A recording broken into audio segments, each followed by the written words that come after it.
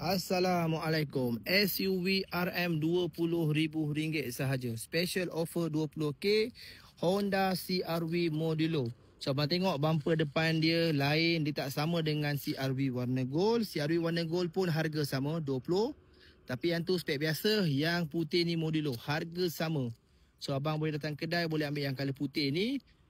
Okey, abang tengok ya, si ada doorstep Modulo.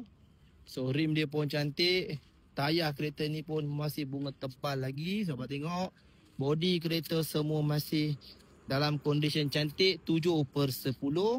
Bahagian belakang ada spoiler, siap ada diffuser. CR-V Gold tu belakang kosong saja. Harga sama juga. Itu 2008, ini 2009. Tahun lagi baru, harga sama. Okey, so abang tengok bahagian dalaman. Bang, dalaman abang tengok sendiri bang, dari luar dalam dia lagi cantik. Dashboard tak ada pecah, tak ada calar, steering cantik, seat kereta pun cantik. Okey bang, harga RM20,000 sahaja.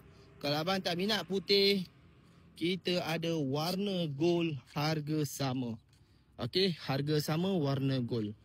Kalau yang mana nak tengok warna silver, komen dekat bawah.